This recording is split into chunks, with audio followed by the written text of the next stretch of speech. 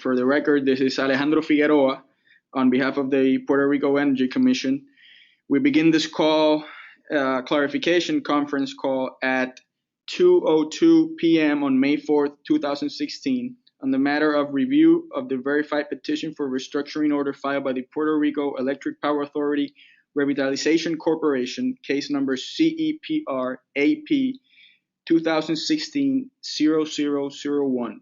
The purpose of this conference call is for the corporation to clarify to the Commission certain portions of the documents filed by the corporation in its petition, specifically those pertaining to Ralph Zarumba's testimony.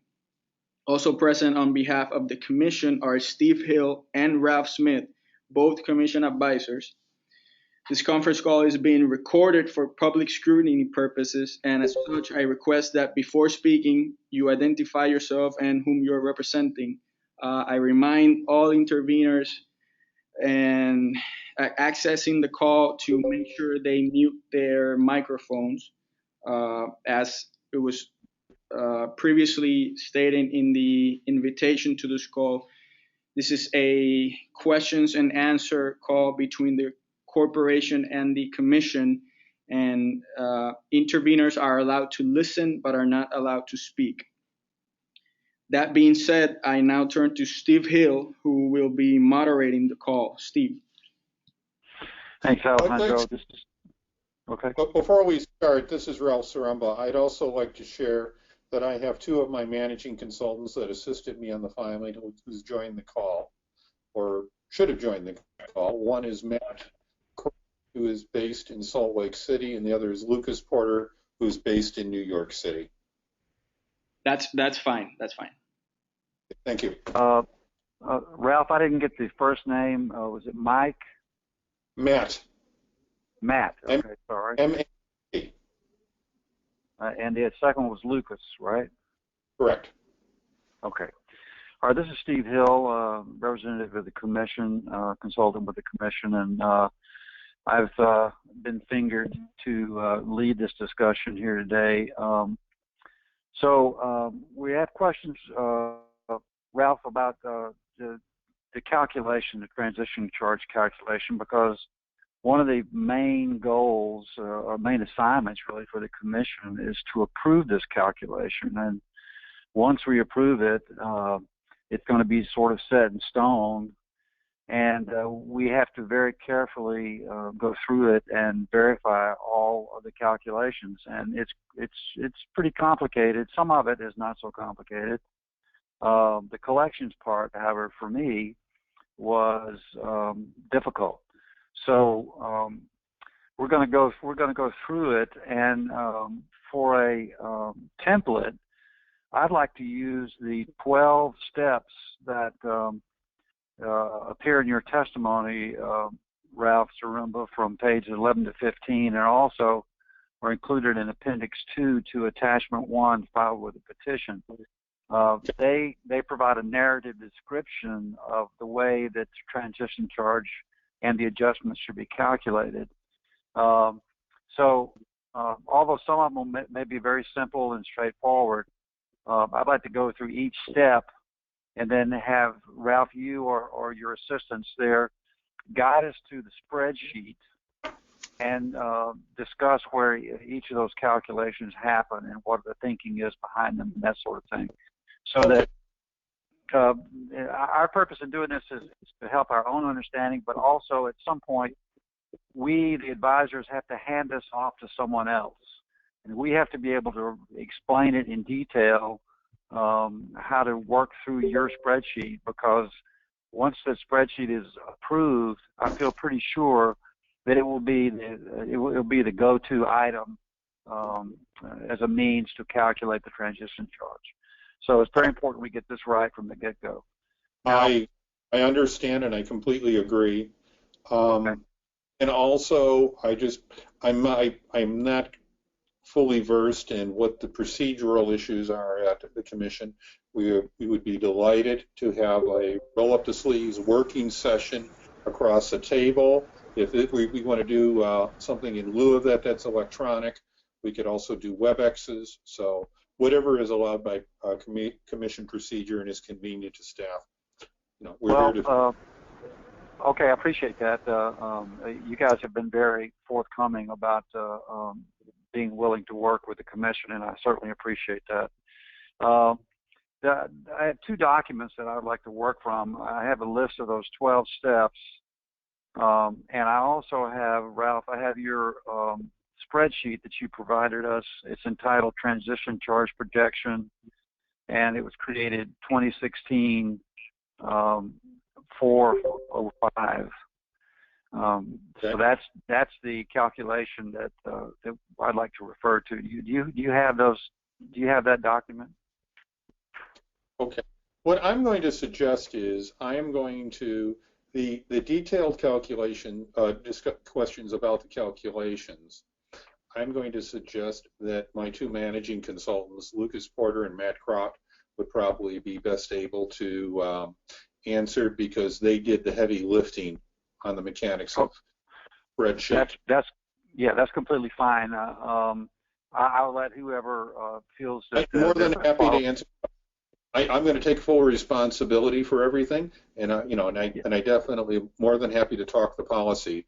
But they were the ones who designed the spreadsheet. So if you want to get into questions about formulas, okay, much more efficient.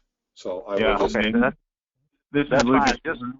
I'll just clarify for the documents. I'd say any questions regarding the transition charge projection can be directed to me, Lucas, and for the more detailed exhibits, I think that's Exhibit 6.03.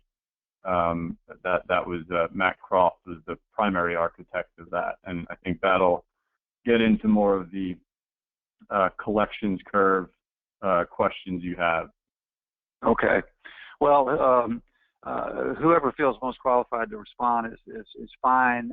Make sure that you identify yourselves for the record so that we know who said what. Before we get to the spreadsheet, I wanted to ask a couple of questions about the 12 steps. The 12. I call it 12 steps. Sounds like a 12-step program, but that's how many different calculations there are. Let me focus on step 3 and step 4 just for a minute. This isn't just the English in the wording of it. Do we have? Do you guys have that in front of you? Yes. Okay. All right. Hang on. 3. Wait, Okay. What's the name of the file? It can be found in Ralph's testimony, Ralph Zarumba's testimony, pages 11 to 15. That's Exhibit 6.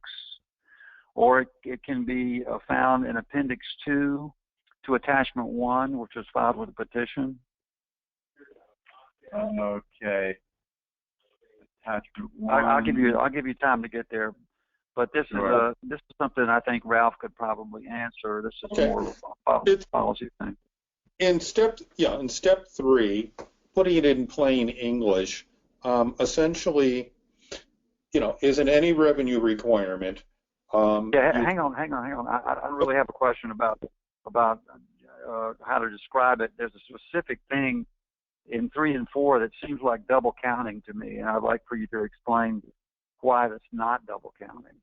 You see, in the first parenthetical, it says what 3 asks is to project the transition charge revenue expected to be held by the trustee, and then parenthetically says excluding amounts to be held on such date by the trustee in any debt service reserve fund. So you're excluding reserve fund data there in step 3. Now in step 4, you see in letter B, you include amounts necessary or expected to be necessary to fund or replenish debt service reserve funds. So you're taking it out of 3 and you're including it in 4. Can you explain to me why that's not double counting the debt service reserve funds? Lucas, do you want to answer that one? It's Eric Tashman. Do you want me to respond? Lucas, I was actually asking Lucas, not you, Eric. I'm sorry. Okay. Yeah, this is Lucas. Can you just tell us what page in attachment 1 that's on, just so I can put eyes on it? Okay. Thanks, Ralph. Appendix B, page 4.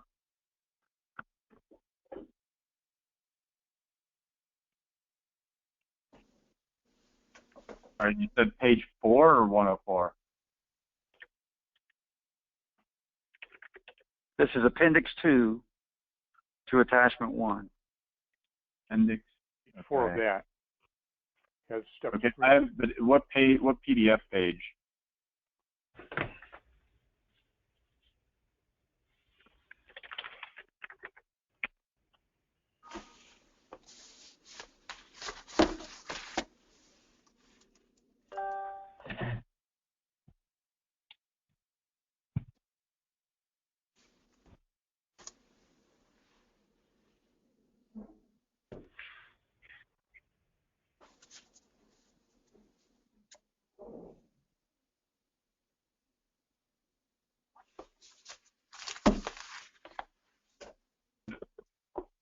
Around page 55 or 56.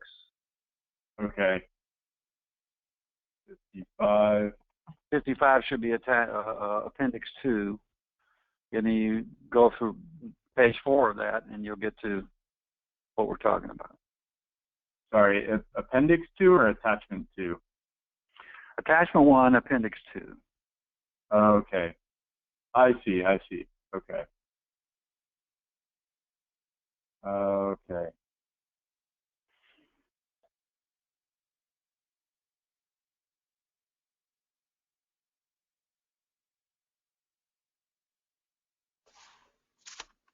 So this is Lucas again. So I think I can just answer at a high level that, and maybe you can ask a more clarifying question after. But there's basically two broad categories of debt. There's going to be debt that's securitized and serviced by the transition charge, and debt that is not securitized that is kept at PREPA, and that will be funded through the PREPA revenue requirement. So basically paid for by the PREPA rate. But I'm asking a different question. Okay. I'm talking about debt service reserve funds. You're excluding them in step 3, and you're including them in step 4. And step 5, you subtract the amount in 3 from the amount in 4. Why is that not double counting?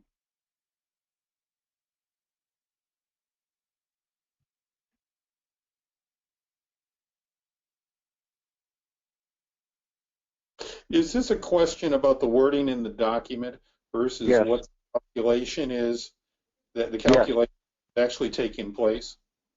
Yes, it's a question about the wording in the document. If the wording is incorrect in the document, then I think the commission has a difficulty in approving it. Right, understood. And Right. Ralph, this is Eric Tashman.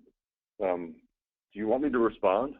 Yes, please. I think that yes. So for the record, this is Eric Tashman, partner in Sidley Austin, and we are financing counsel to the corporation, and we drafted the calculation methodology, and I can respond to your question. Okay, good. The purpose of the exclusion in paragraph 3 is because the trustee will hold transition charge revenues, but it will also hold reserve funds, which are not to be included for the purposes of the calculation of transition charges required on any date, because those are reserves and those are restricted revenues. So basically, trustee will hold reserve funds, but those just do not enter into the calculation from the standpoint of assets.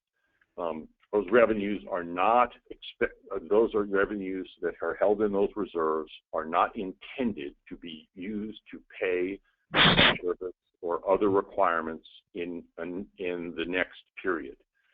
Okay, so those are monies that the trustee has, but those monies are unavailable for any other use except to hold as a reserve. Those monies are unavailable to use except if revenues are deficient in any particular period. But the assumption is that they're a reserve, so if you counted them, you would be using the reserve, and the intent of the reserve is to be maintained at a certain level.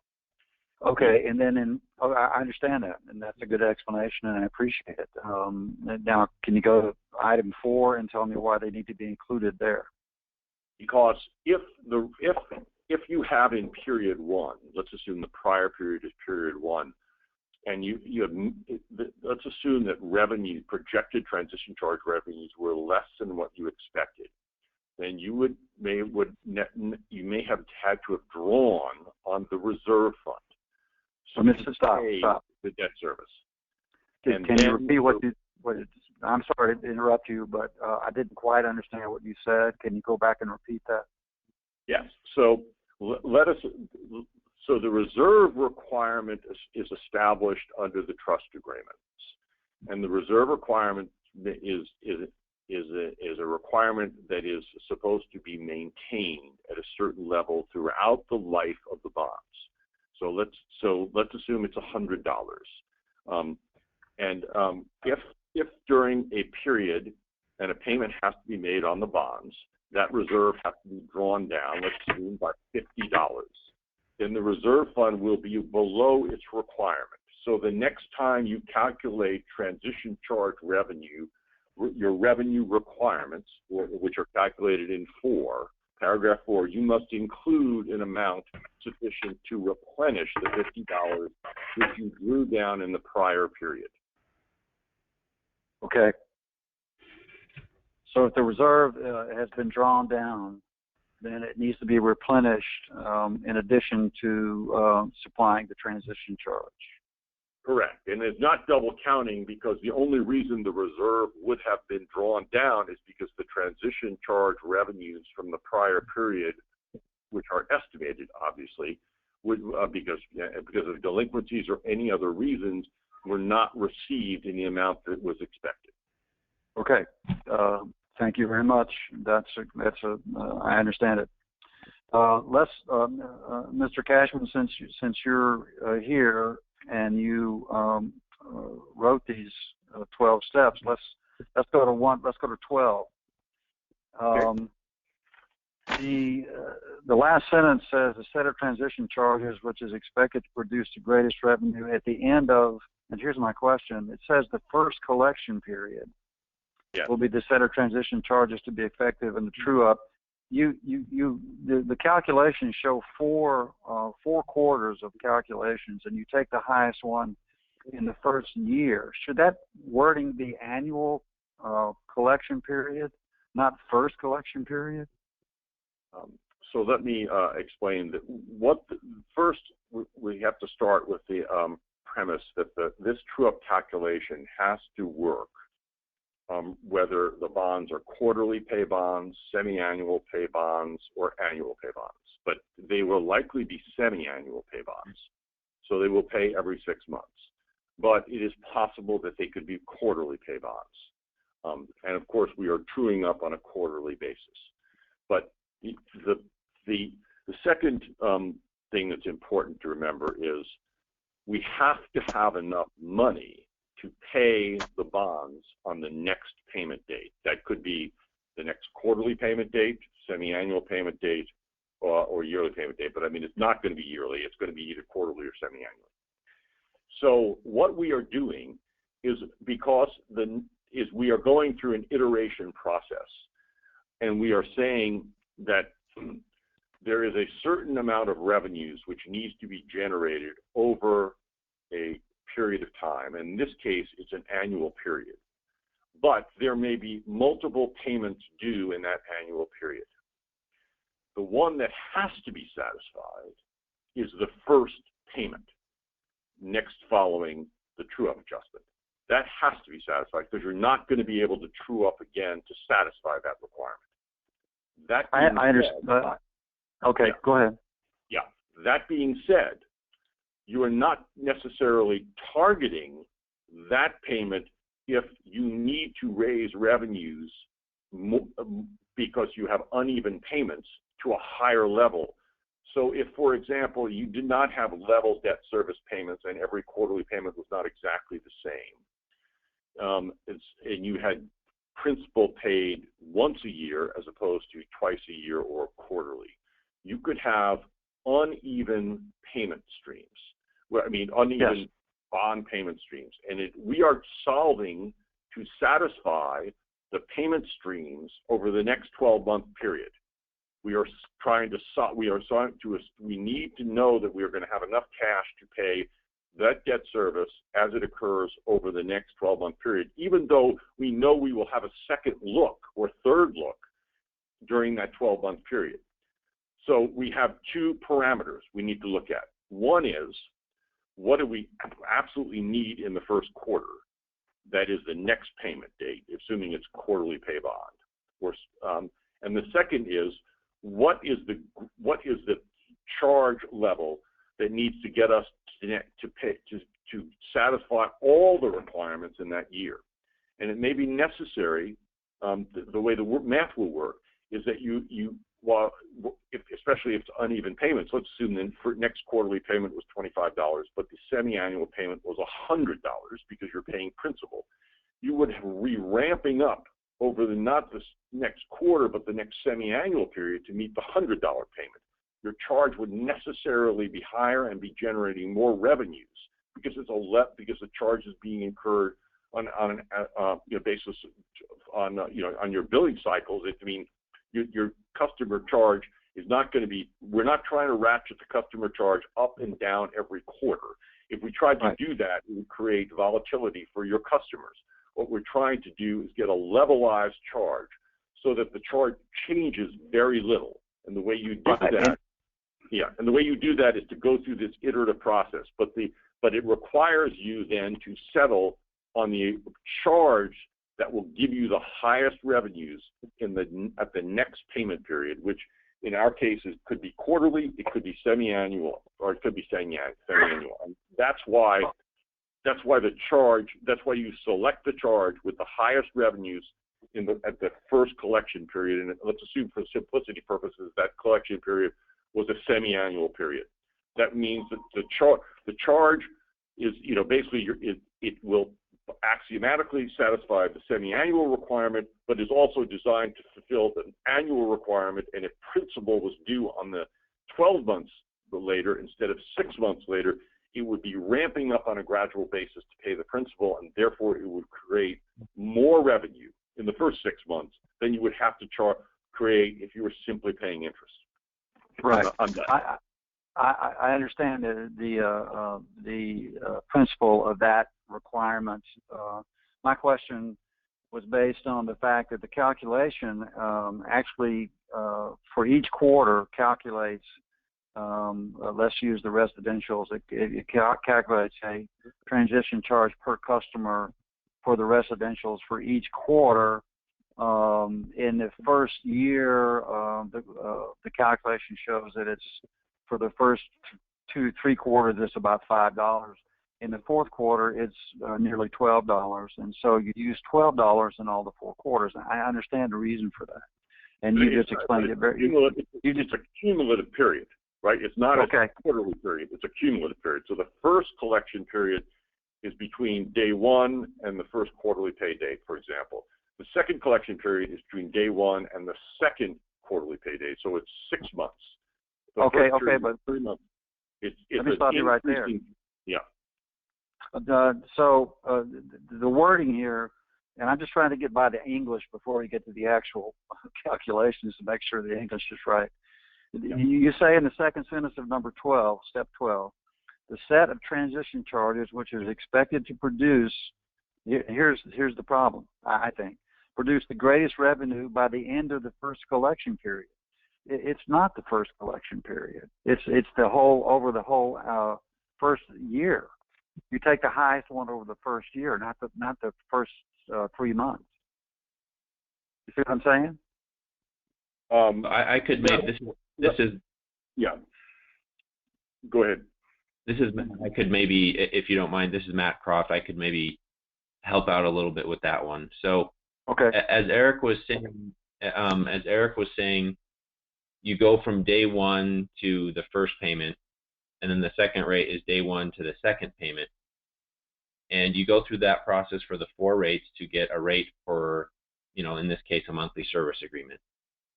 Then you take that rate and you multiply it by the monthly service agreements for the first collection period. So you're getting a rate, right, for those 4 different rates, but you're applying it, each one of those rates, you're applying it to the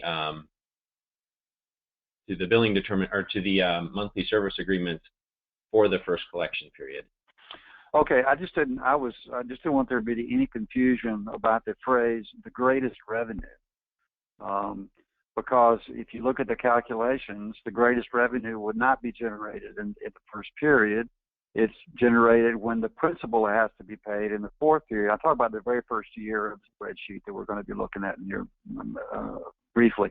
Now, I understand your point that once the highest number is determined, then that applies to all of the periods, and you're concerned about having those charges appear in your coffers at the end of the first period. I understand that. I'm simply asking about the wording, this term, the greatest revenue by the end of the first collection period. That seems to be a little bit unclear. If it's not unclear to you guys, then I guess we can move on. But to me, that raises a little bit of a question. So this is Eric Cashman again from Sidley. Maybe I mean it's the greatest amount of revenue in the first collection period. That's what we're talking about. Right. I mean, the dollar. And we agree. Amount, We agree on that. Okay. Okay. All right. I see that what you're assuming that the 4-quarter calculation has been done. The highest per customer charge has been selected, and that charge is applied in the first period. Yeah, that's the assumption you're making. Okay. And we're looking at the charges for each period, those pairs of charges. Okay. We're not mixing and matching charges from different periods. I understand that, and that wasn't my question. I simply was going for the meaning of the English statement there. So, okay. So let's move on to here's what I'd like you guys to do, if you will. Even though the first couple of these are real simple and several others are real simple, I would like you to go through 1 through 12 and describe where those calculations are made using the spreadsheet we have, calling out the page numbers and the actual cells, because, as I said before, Ralph Smith and I are going to have to pass this on to another technical expert at some point, and we have to be able to point exactly to where these calculations take place. So if that's acceptable to everybody, let's start with number 1, which is, like I said, the first 2 are very simple, just dividing the kilowatt hours by the residential and non-residential, but let's point out where those are on the spreadsheet. Okay, and Lucas, do you want to take the lead on this, or do you? Ralph, this is Matt. I think I can take that. Okay, you prefer? That's fine. That's fine. Just so we're not talking over each other. Very good. Okay. All right. So give me 1 second here to read through 1, and this is Matt Croft, by the way. Just give me a second to read through 1, and then I'll be able to tell you where it is. And I'll point to the exhibit specific tab that it's in within exhibit 6.03. Does that work? No.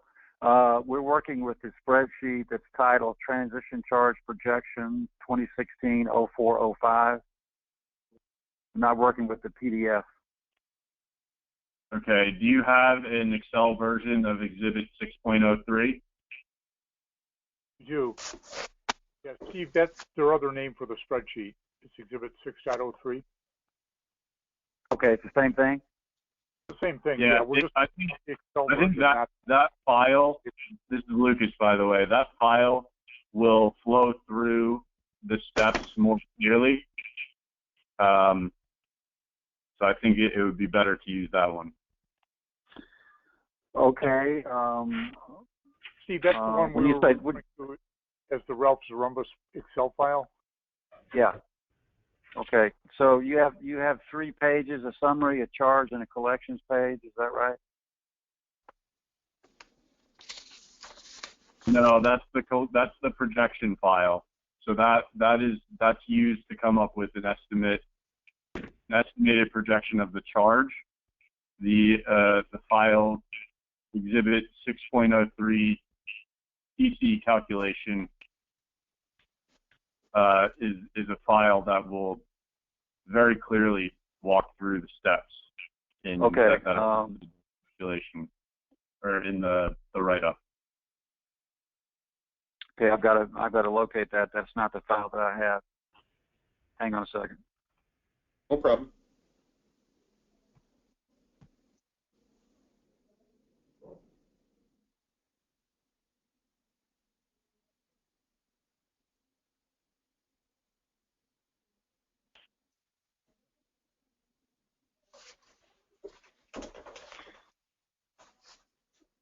The title of it is 6.03.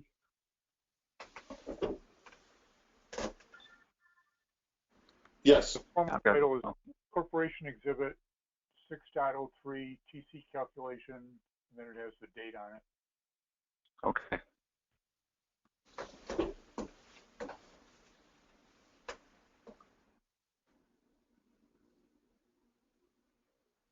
Steve, do you have it? I can send it to you right now.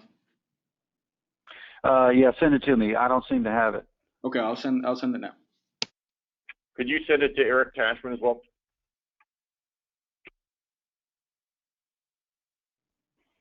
Yes, will do. Okay.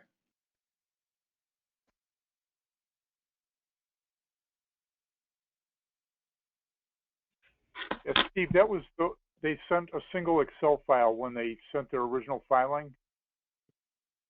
Oh, okay. So with the original filing? The original filing, yeah. It wasn't any of the follow-up stuff. This was the one Excel file they sent with their original filing. Right. Okay. Exhibit 6.03. Okay, I think I've got that one then. Hang on. It's got a bunch of tabs that correspond to his tabs, and then there's another section with supporting work papers on it. And this is Glenn Rippey. The filing requirements included that we produce a document that allowed the commission to replicate the calculations. So that was submitted as part of the primary filing rather than as a separate work paper. Okay. I have it. I have it.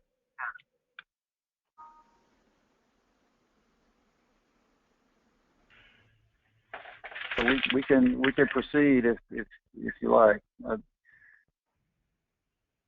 For the purpose of the record, this is Steve Hill again. For the purpose of the record, I'll read step 1, and then you guys can direct me to where the calculations are. Step 1: divide the aggregated actual kilowatt hours billed for the previous 12-month period ending with the end of the most recently completed calendar quarter, for which data are available, into the actual kilowatt hours billed to residential customers during that same 12-month period. The resulting percentage is the residential customer allocation. Okay, so this is Matt Cross speaking. So are you looking at the Excel file or the PDF version? Excel file. Okay, so I believe what you want to look at then is on tab 8.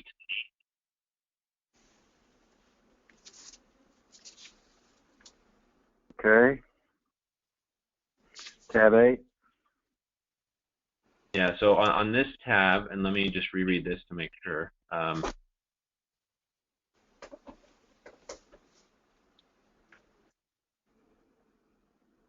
Yes, so on this tab here, you can see, again, we previously talked about how you need to calculate 4 different rates. And so what this tab does here is it divides the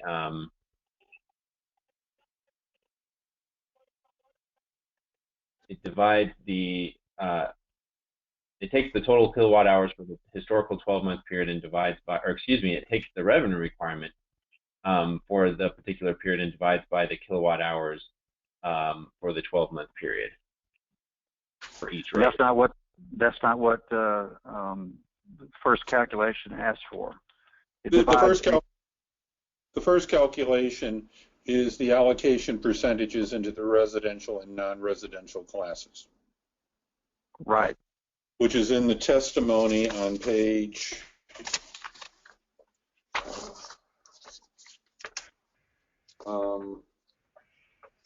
please bear with me. I believe it's first table in the testimony. So it's not in the spreadsheet?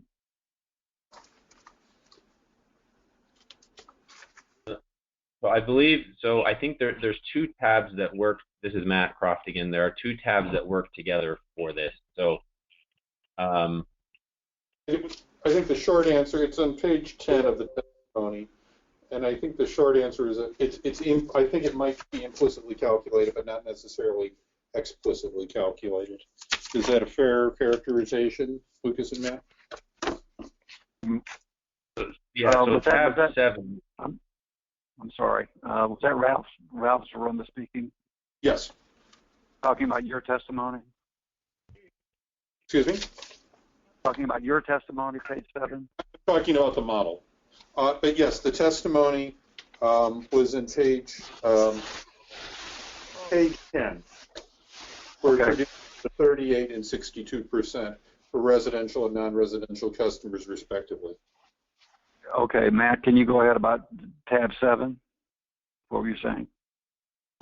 Yeah, so tab 7, tab 7 customer distribution. This is, and it kind of works in conjunction with tab 8. But I believe those 2 tabs are what accomplishes what's in this step 1 here.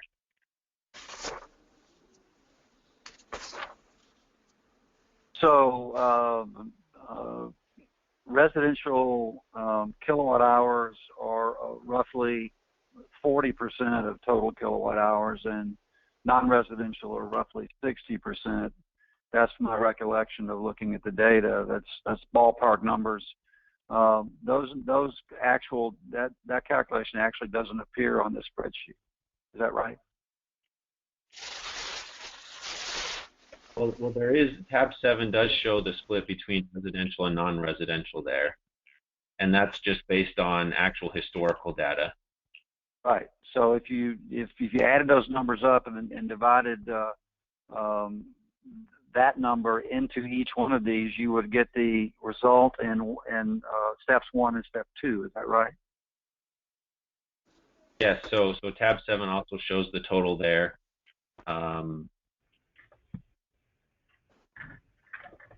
As well as does tab 8 for that matter.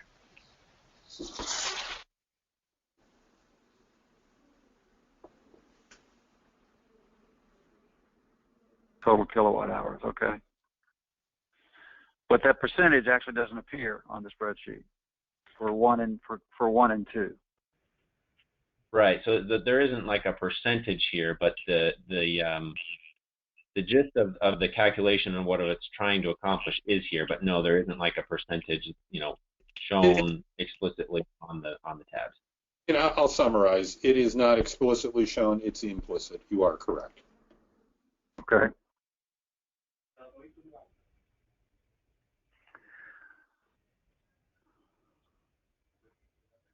Okay. Well, let's move to the more difficult stuff. number 3. And for the purposes of, I'm skipping number 2 because that was similar to number 1, basically dividing the kilowatt hours billed for non-residential customers by the total to get a percentage, a non-residential allocation percentage. And the information we have from the corporation is that that number is implicitly calculated, not explicitly calculated in the spreadsheet. Let's move on to 3. Just for the record, this is Lucas. In the projections spreadsheet, it is explicitly calculated on the charge tab. Yes, I'm aware of that, but we're off the projections spreadsheet. Okay. We're on to okay. Number 3. I'll read this for the record. Projected transition charge revenues explicitly to be held by the trustee on the proposed true-up adjustment date after payment of the ongoing financing costs due on or prior to such date, but excluding amounts held or to be held on such date by the trustee in any debt service reserve fund or account, or in any other restricted accounts or sub-accounts required to be established by the trust agreement or any ancillary agreement as an additional reserve fund, closed. And add to that amount the transition charge revenues expected to be received by the trustee after the true-up adjustment date and during the first collection period from bills rendered prior to the true-up adjustment date based on the transition charges then or previously in effect. All right, so where can you point us to this calculation? Sure. So if you go to tab 11,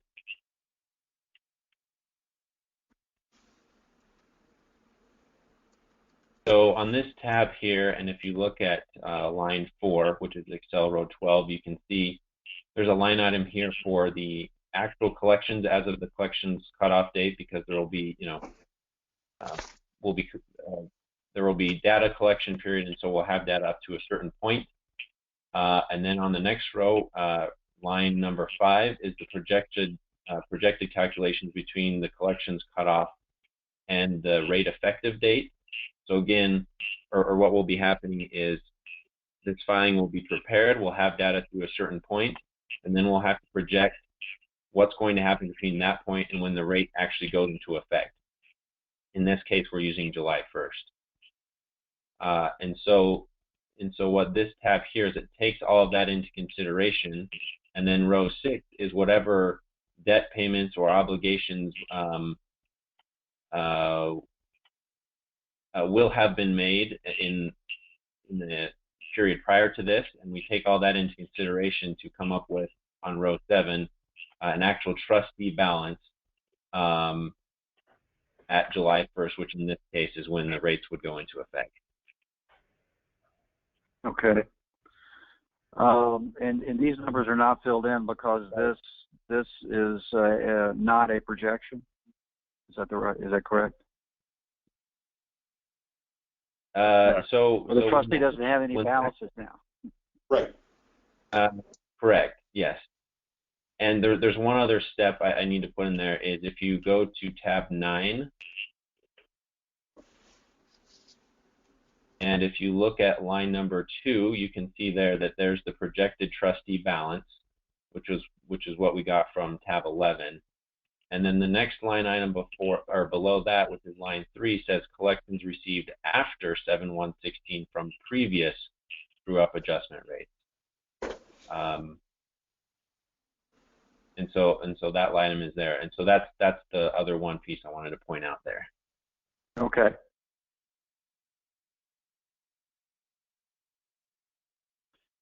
Ralph Smith, you got any questions about that?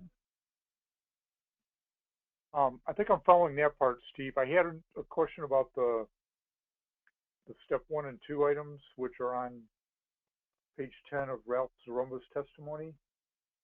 Okay. Let's let. I'm not seeing. I guess that you said that that's implicit in the model, but I'm not seeing either of those kilowatt-hour figures in the model. It looks like you have different numbers there.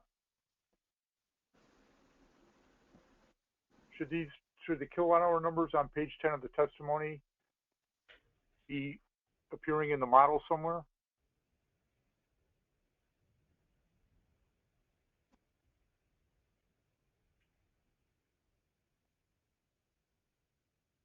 Sorry, could you repeat that, please? Yeah, when we were asking about where do steps 1 and 2 show up in the model, the explanation was that it's not explicitly shown, it's implicit, and then we were referred to page 10 of the Ralph Zarumba testimony. Yes. And I'm looking for these kilowatt hour numbers that are on page 10 of the testimony in the model, and I'm not seeing that. So if they're in the model, can you point us to where they are? If you look at tab 7, you can see numbers that are similar, but they're not the same. Is that just a matter of timing, or?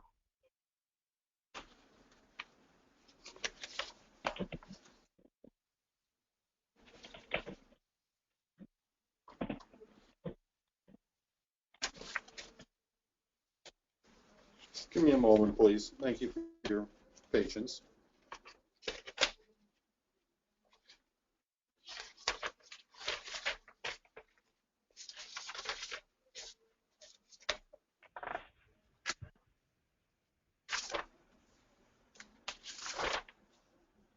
I guess we were under the assumption that the testimony and the model were coordinated and should be. Yeah, and that is a reasonable assumption, and we might be correcting the table in the testimony. Okay. Yeah, for the record, there are potentially 2 typographical errors in a year, but the numbers are accurate.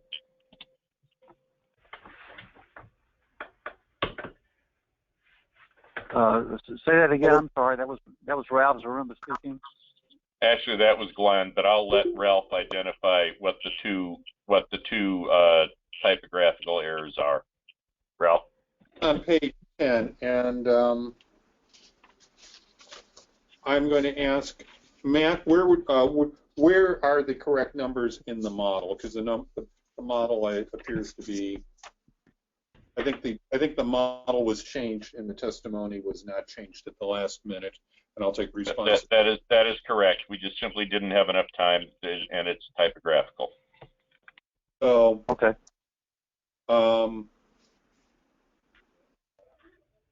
Because the total should be 16,519,780,888, which would correspond to tab 8. And that value is shown on tab line 3, line 8, line 13, line 18, and are the correct numbers on tab 7 in the model then, and the testimony needs to be updated to that?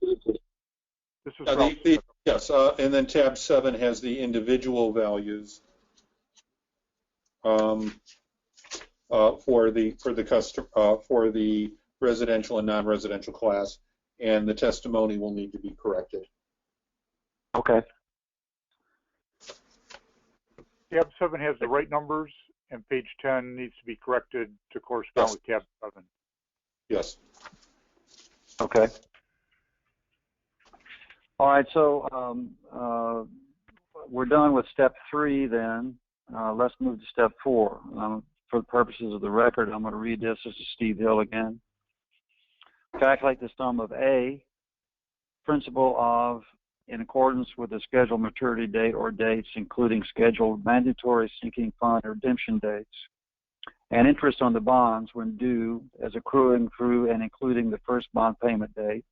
B, any amount necessary or expected to be necessary to fund or replenish any debt service fund or account, or any other restricted accounts or sub-accounts required to be established by the trust agreement or any ancillary agreement as an additional reserve fund to the required level, as and to the extent such funding or replenishment is required by the trust agreement or any ancillary agreement, as the case may be, or on or prior to the first bond payment date, and C, all other ongoing financing costs required to be paid or deposited on or prior to the first bond payment date.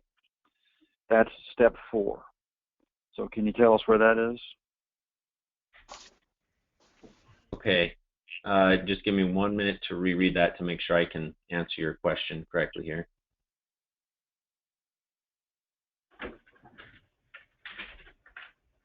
Just Lucas or Matt, I'm sorry. That was Luke. I'm sorry, this is Matt Croft. Okay.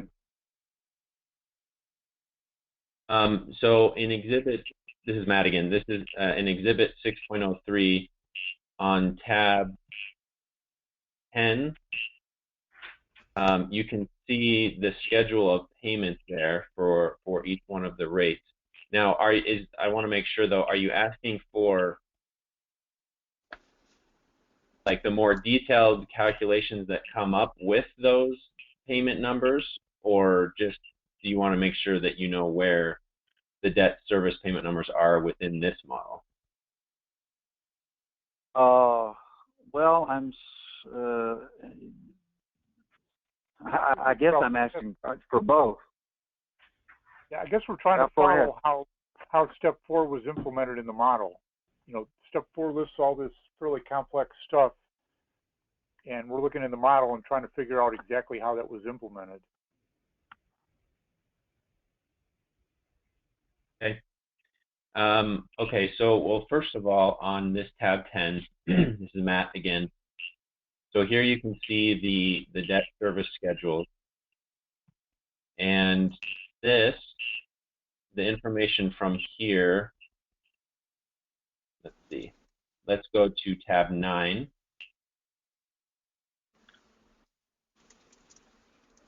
Actually, I take that back. Let's go back to tab 11. So it's kind of in a few different places. So on this tab, we have to calculate, tab 11, as we discussed previously, we have to calculate the trustee balance. And if you notice on line 6, you can see there that there's the debt/obligation payments. So that's the line item there. I think this is the line item where you could put, it's not stated here, but as far as the replenishment of the debt service fund, I believe that's something that probably could be either a separate line item on this schedule or part of line 6 there. Can you say that again, please? Yeah, so as far as, so when talking about number 4 here, and when on B, when it says any amount necessary or expected to be necessary to fund or replenish any debt service fund or account, that that could go on this tab 11 on row 6. It's not explicitly stated here, but you could put that there, or you could add another line item here, whichever way you want to do it. Okay, but it's not complete as it is? Well, I think the intent was to have the debt/obligation payments to be a mixture of things that would go in there, but it would probably be better to list the replenishment of the debt service funds as maybe a separate line item. The debt service reserve fund you're talking about. Correct. Yes. Yeah. Okay. All right. Okay. And so, and with regards to C, when it says all other ongoing financing costs, well, first of all, with A, with regards to the principal and interest of the bonds, if you go to schedule or tab 9, you'll see there on row or on line 1, securitized debt service obligation. Right. That is there, so that's A. So part B would be embedded in that line 2 on tab 9, as well as C would be embedded in line 2 as well. And line 2 of tab 9 comes from tab 11.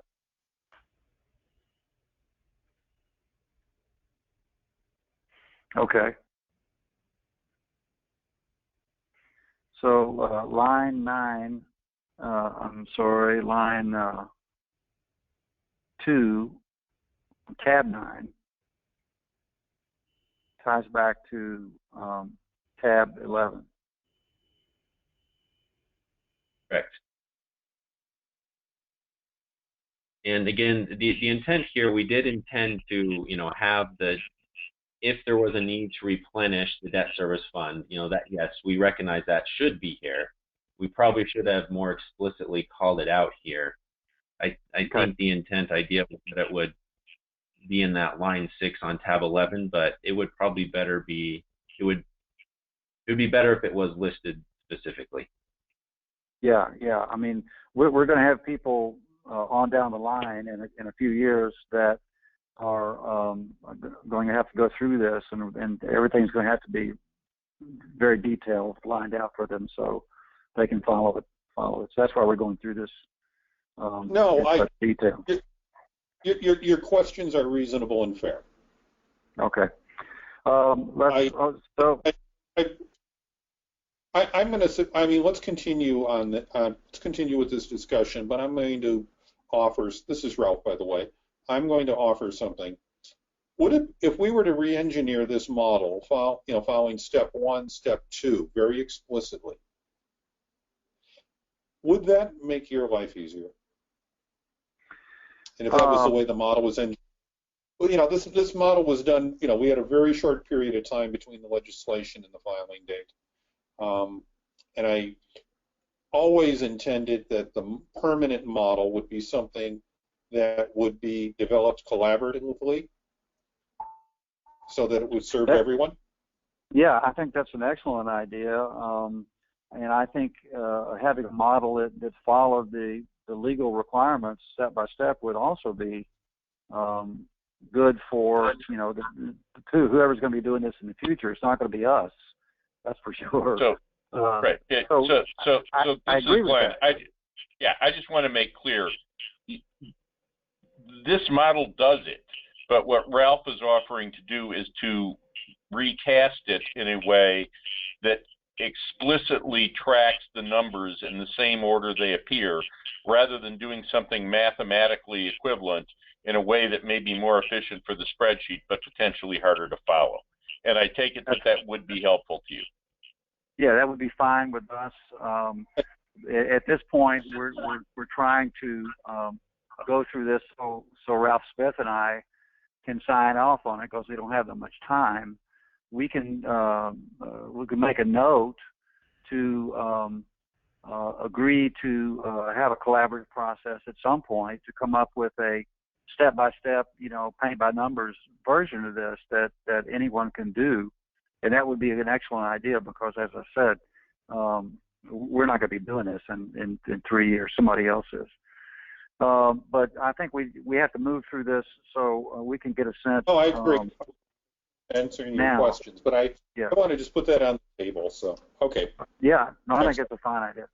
This is Ralph Smith. I mean, Steve and I have been looking at this model and looking at these 12 steps, and we've been trying to figure out exactly how the model implements the 12 steps, and we're basically not able to follow it. So, I mean, having, the model may follow the 12 steps, but if we can't understand it, it seems unlikely that, other people would be able to. We heard loud and clear. Okay. And I think that,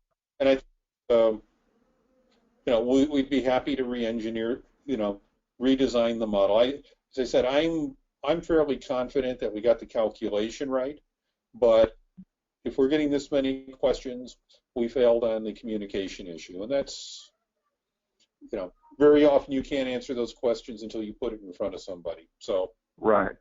Well, I don't have any belief at all that the calculation is incorrect. I'm not questioning it at all. I just want to get at how it happens, and also may have a few questions for the projections spreadsheet that I've been looking at. But let's work our way through this, and then we'll get to the other one if that's okay. So we're on big subtraction here. Step 5 is very simple. It says subtract the amount in clause 3 from the amount in clause 4 to determine the quote-unquote net revenue requirement for the first collection period. So where does that happen in the spreadsheet? I think it's interesting, by the way, that it's called a net revenue requirement. Coming from a regulatory background, I find that interesting. I don't disagree with it. I just think it's interesting. Yeah, so this is Matt Croft. If you go to tab 9, line 4 is where the net revenue requirement is. And that calculation is taking the debt service obligations and then subtracting whatever our trustee balance is, and also whatever collections we expect to receive from previous true-up rates. Okay. Yeah. So looks like there's 2 subtractions, though, and step 5 only describes 1 subtraction. Right. So this is a case where, you know, we debated whether to put this line item here or somewhere else. I mean, at the end of the day, again, this line 3, collections received after 7/1/16 from previous true-up adjustment rates, that's part of the steps that we talked about above, right? And so yes, number 3. Right. But the thing is, it's not really part of the trustee balance. So it's really a kind of a separate issue. But at the end of the day, the calculation is saying, okay, how much money do we have in the trustee balance, and how much money are we going to need later, and what's the difference? Okay. That could be better engineered a little bit to make sure that lines 2 and 3 appear to be a block that flows from step 3, and that together are subtracted from line 1. That's pretty straightforward and simple to do. Okay. Okay. Now let's get to step 6. Adjust or gross up the net revenue requirements to give effect to the number of billing cycles, the composite collection curve, and the write-off assumption to ensure that the transition charge revenue is expected to be remitted to the trustee during the first collection period will satisfy the net revenue requirement for the first collection period on a timely basis, and will result in the excess funds account held under the trust agreement to be 0 by the first bond payment date. The result will be the gross billing requirement for the first collection period. Okay, so this notion of the composite collection curve, I think, is very important, and was probably the most difficult for me to suss out. So if we could figure out where step 6, where the calculation for step 6 happens, that would be good. Okay. So if we look at, well, let's start at maybe a little bit higher level, and we can drill down more in if you want to, but tab 6 of the model, this is where the net revenue requirement is adjusted for the collection curves and for write-offs. This is the tab where all of that occurs for each of the 4 different rates. So, for example, line number 2, you have your revenue requirement before your gross up, and 3, you're bumping up that amount basically for the collection lag factor. And then on line row 5, you are bumping it up for the fact that some of your just won't be collected at all. And so line 6 gives you your gross billing requirement for the collection period. Okay, keep going. Okay. Line 8 is 4 times 3. I'm sorry, I'm talking out loud. Go ahead. I was just going to say rates 2, 3, and 4 just go through the same type of adjustment, but obviously the periods are different. for those rates. The periods are different, and the collection lag factor is different. The uncollectibles are the same.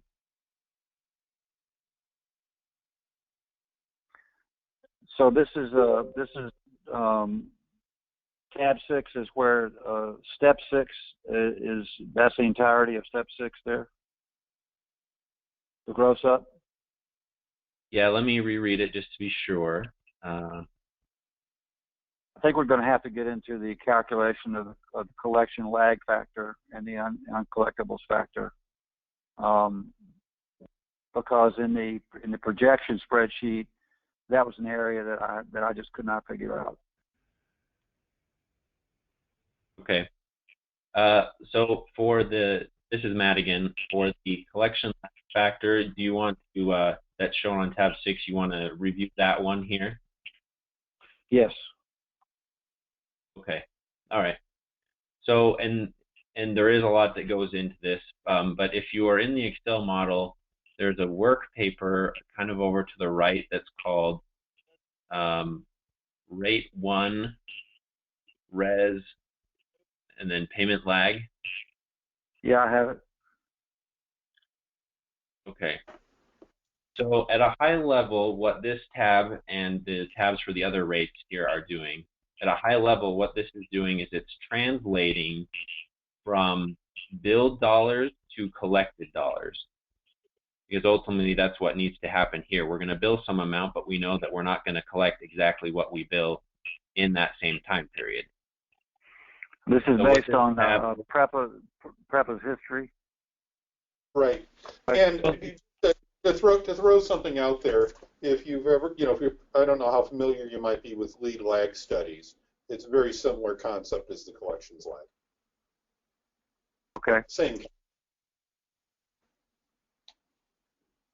Yes. So, so this tab starts with, okay, what is based on history, what was billed, and in this case, we're looking at service agreements.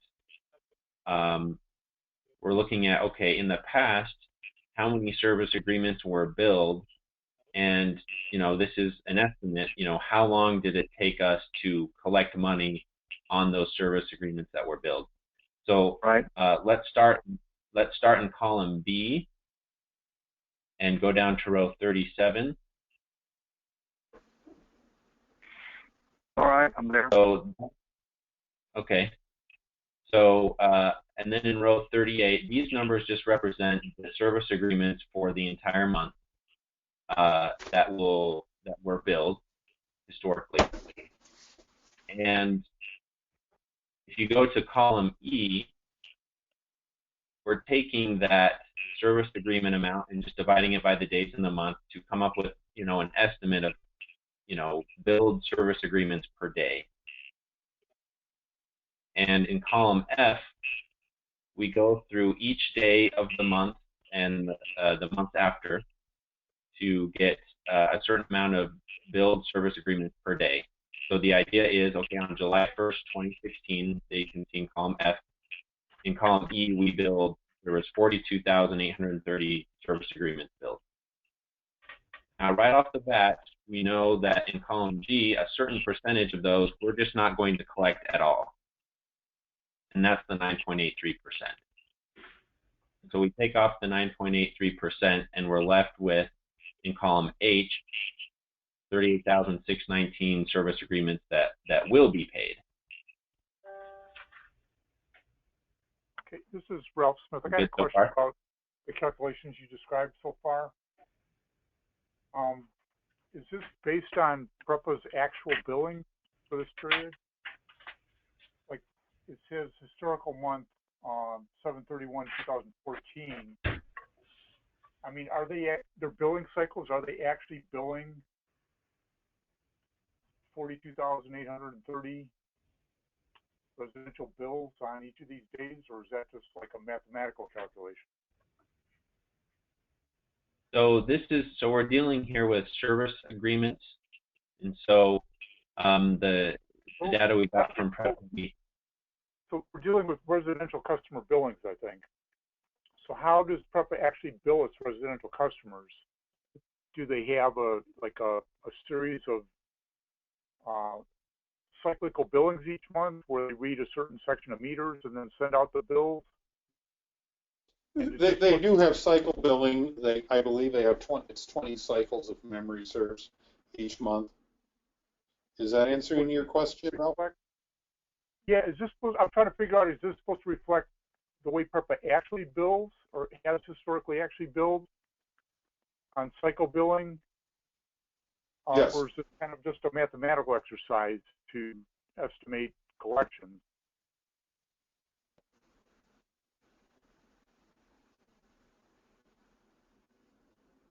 Like, it looks like they have 1,327,733 or so historical period service agreements, and that's an annual number, right? So yes and no. It is. So that's the average service agreements for all of fiscal year 2015. But each month, the assumption that was made here was that each month would have the same average number of service agreements. Right? We don't expect there to be much variation on a month-by-month basis. So in other words, at any given point in time, there's 1.327 million service agreements in place.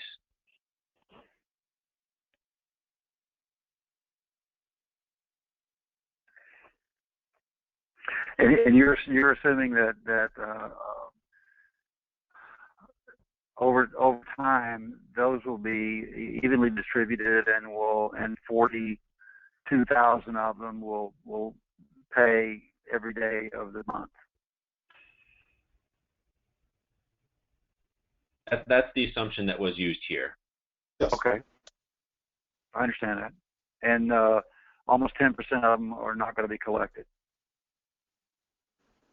Yes. And that's historical experience. Correct. Okay. So are you assuming that they're billed ratably, like they bill 42,830 customers every day of the month? That is essentially the information that we provided from PREPA, or we were provided from PREPA. That is essentially it's fairly even. Okay, but if they have 20 billing cycles, are you assuming that they have 31 billing cycles in 20. July? Excuse me? I think somebody mentioned that they have 20 billing cycles each month. That is correct. Residentials. And I'm trying to figure out, are you using their actual billing cycles or something that's supposed to replicate their actual billing cycles? Because it looks like you've kind of got 31 billing cycles that you're attributing to July of 2014.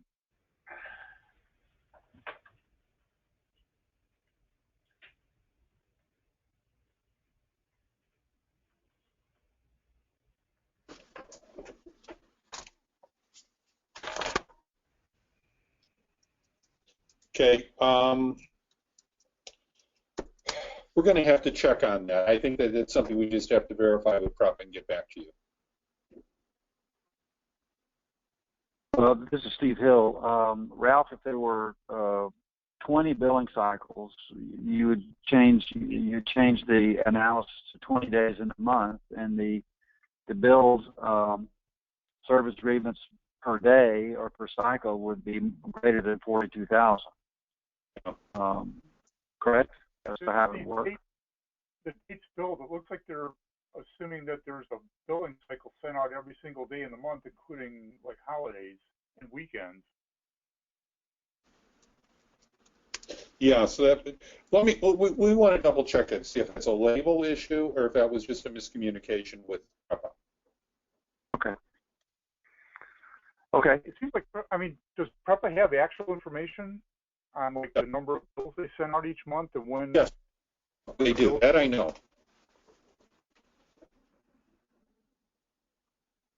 Okay, so where are we in this explanation?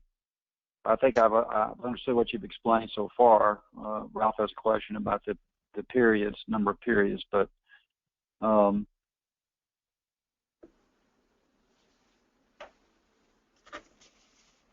is there other information here on this tab, rate one payment lag, that we should to help us understand how this calculation works?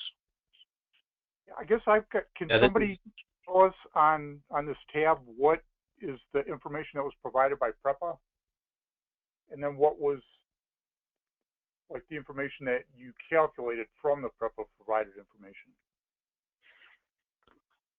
Sure. So this is Matt. So in column B, the service agreements. So that is a value from PREPA. Column G, the uncollectible assumption period. That's a calculated number which also came from PREPA. And then let me make sure. Columns J through M. Columns J through M. Do they come from PREPA? Well, it's based off of information from PREPA, yes. I mean, PREPA didn't give us those percentages per se, but those percentages were calculated off of other numbers that PREPA gave us. Okay.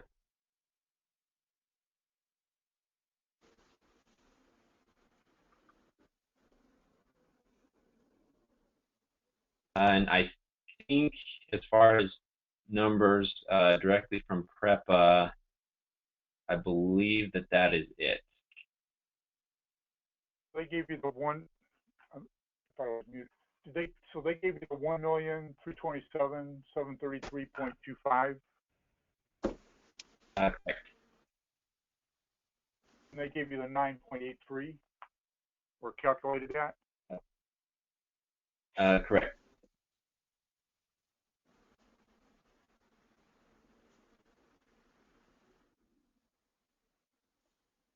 And the data from which they were able to calculate the percent of service agreements paid within a certain time frame.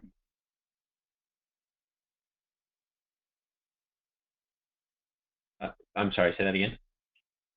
And you said that the material, the percentage numbers in columns J through M were based on data that PREPA had provided you as well. Yes. Right. Okay. And I'll just if this is helpful, the uncollectible tab. I'm sorry, the uncollectible lag tab. Yeah. This is a calculation. If you look in column C, Excel row 29, you'll see that uncollectible percentage there. This spreadsheet was put together by us, but it's basically a recalculation just as a check of the numbers that PREPA gave to us, which are in the two tabs that are over to the far right. Two tabs? I'm sorry, what did you say? Yeah, so if you go to the very last tab to the far right, it's called Collection Curve Sheet 2. Yep. You'll see in column F, Excel row 8, you'll see the and these are PREPA files right here. You'll see the 90.2 there. And so that's the percentage of customers that pay in 119 days or less. And so the ones that don't pay within that time period is just the difference between 100% and the 90.2, which is the 9.83. Okay. What was that again? What Excel file and cell number? I mean, what tab? So the Collection Curve Sheet 2, the very last tab, that's all the way on to the far right. Okay. Collection Curve Sheet 2. Yeah, so all these tabs that are blue shaded are PREPA files. And so if you go to column F and then Excel row 8, you'll see the 90.2 there. And that is the percent that pay in 119 days or less. So the percentage that don't pay in 119 days or less is the difference between 100% and 90.2%, which is the 9.83% that we were looking at previously.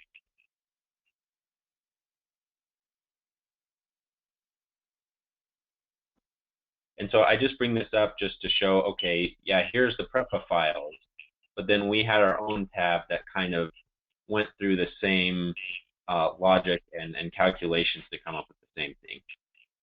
Okay.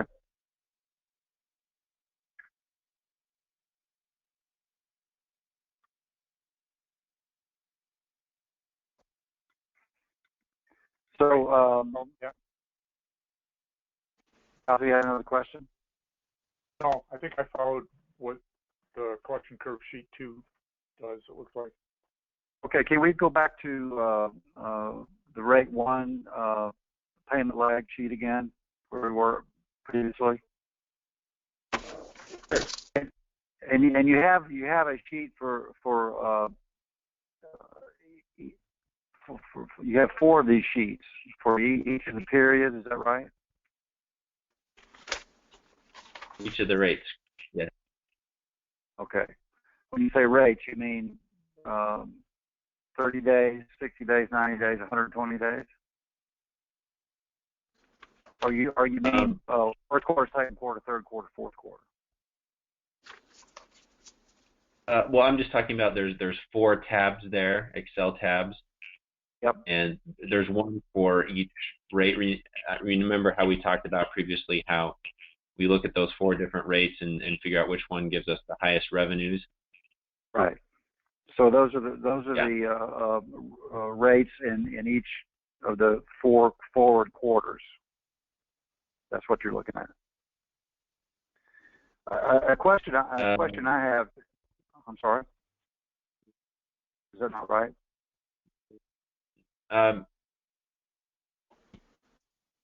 Yes, I mean so before we talked about how rate 1 goes from rate effective date 1 to the end of the first quarter, and then right. Rate 2 goes from rate effective date 1 to the end of the second quarter, and so on and so forth. Right. Yeah. I got you. I said it badly, but that was my understanding of what you just said. Can you explain to me how the collections that you show here in J, K, L, and M columns, 30 days or less of 32%, 60 days of 50%, 89 or 90 days of 12.5%, and 120 days of 4.5%. How those percentages, just from high level, impact the collection curve? Okay. So at a high level, what these are saying is, for example, in the 29 or less days, 32.36%. So what we're saying here is 32.36% of the bills that we know we are going to collect will be paid within 29 days or less. And from a higher level perspective, that's important because when we know that number, we know from that number we can figure, and another number we can figure out how long it would take customers to pay in that bucket, so to speak. Okay. Or how many service agreements will be paid in that amount of time. Okay, now move on to the 60 days or less. That's roughly half. Right. So same thing. So same concept. So the idea would be that 50% of those customers that do pay in 59 days or less.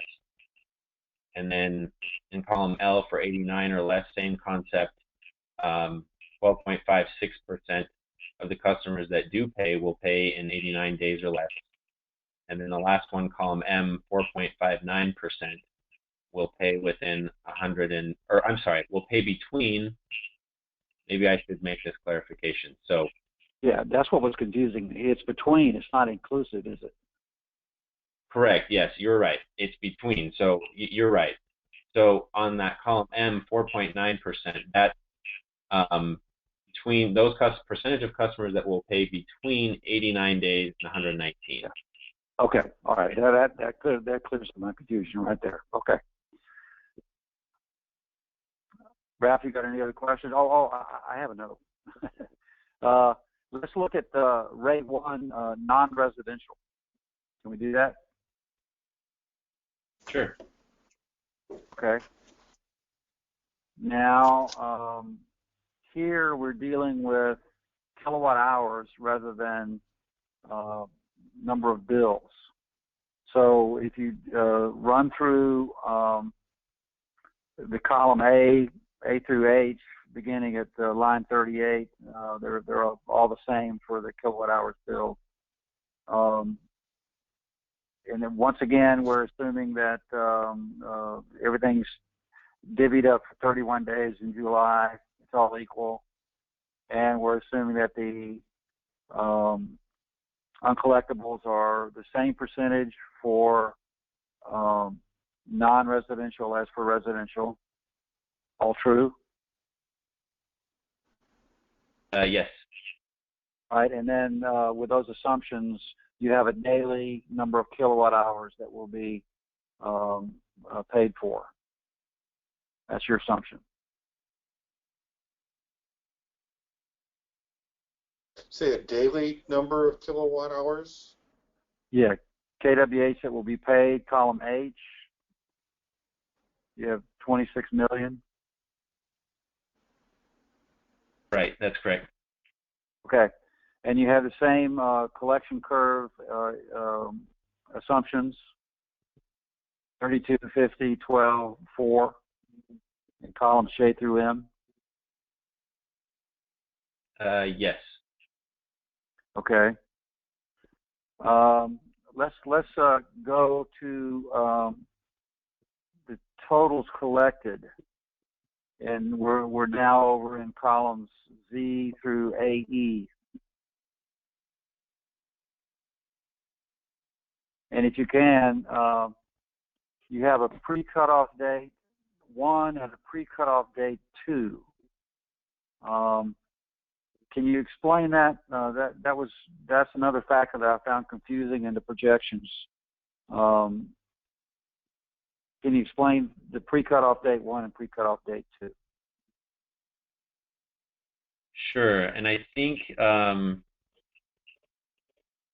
short answer is the pre-cutoff dates 2, 3, and 4 are not they're not really used here, if that makes sense on this tab. I mean, they're kind of there just to look at the other periods, but the intent of this whole tab, is for that rate 1. And so, for example, let's look up really quickly in column D. B as in boy or D as in dog? D as in dog. Okay. And if you see in Excel row 23, you see the red number there. So this column right here in column D, Excel rows 8 through 25, that's really what the intent, the key purpose of this tab is.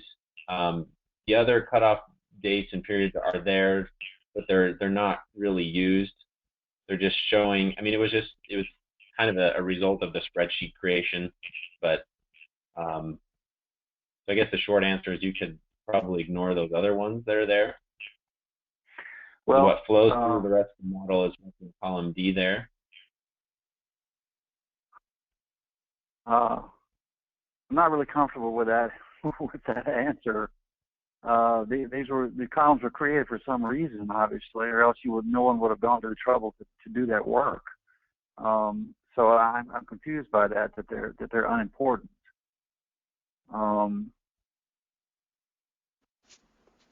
So can you help me out there? I mean, why are they unimportant? Why were they created if they're unimportant? I don't understand that. And what are they designed to do? Were they used for one of the other rate periods? Just not this rate one? I don't believe so. Well, I mean, at the end of the day, what's in column D there, and specifically column or cells D24 and 25, the images there, ultimately that's what's going through to other parts of the model. So again, in the process of trying to put these schedules together, really.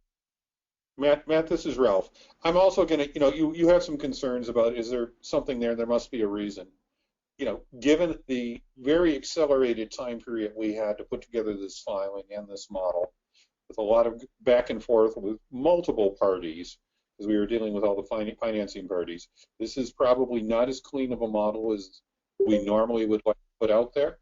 And that's why I'd like to reiterate, we're more than happy to re-engineer it, especially if it, one, if it helps you understand it better, which I think is critical, and two, if it just gives you more comfort. I mean, that's a valid request too. Well, we'll get to this after we go through this, but in the projections spreadsheet, which I do want to touch on a little bit, we have a little bit of the same period 1, period 2 calculations that I was pointing to in the Z through AW columns of the spreadsheet. So we'll get to that later on. I'm just not clear about what that is and how that works. That's all. Ralph Smith, do you have other questions about the step 6? This is Ralph Smith. I do have a question about this tab we've been looking at, which is the rate 1 non-res payment lag. So the numbers on this sheet that you actually got for PREPA would be the 901,304,874 annual kilowatt hour figure.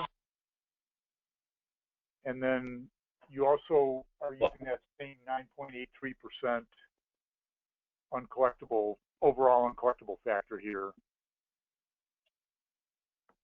And then it looks like the rest of the calculations here are Navigant calculations. Those would be the 2 PREPA inputs that you used?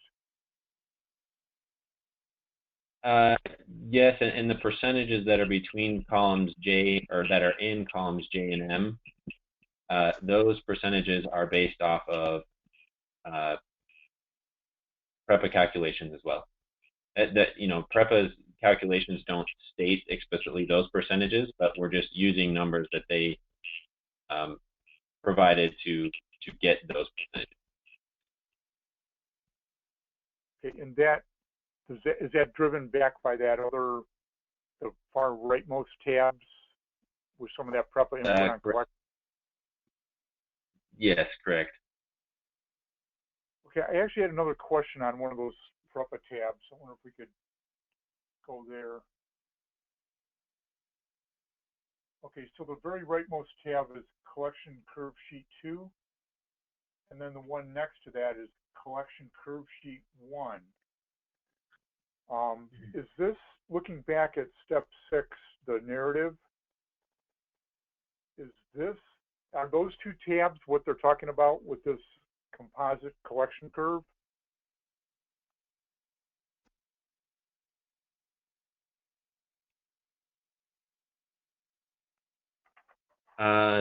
So I would need, I'm trying to remember how composite collection curve, there's essentially, it depends on how there's essentially 2 curves, if you will.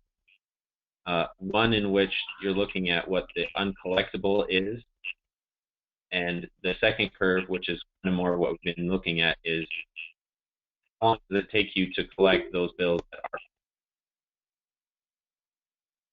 Right, so I guess I'm looking at step 6, and it uses the term, the composite collection curve, and then it also uses the term the write-off assumption. So I'm assuming that those are not necessarily the same thing. They appear to be different things. And so I'm trying to figure out in the model, where exactly is this composite collection curve?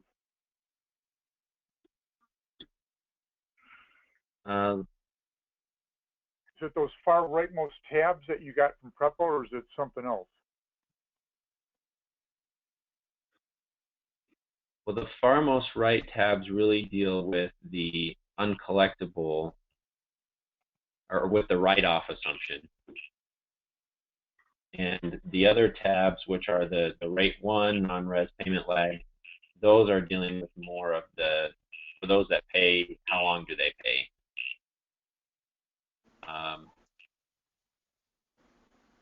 I'm just trying to remember if composite collection curve was defined here, but again, the idea is you have two things going on. One, you're looking at what was uncollected, and then the second thing is you're looking at, okay, for what was collected, how long did it take to collect it?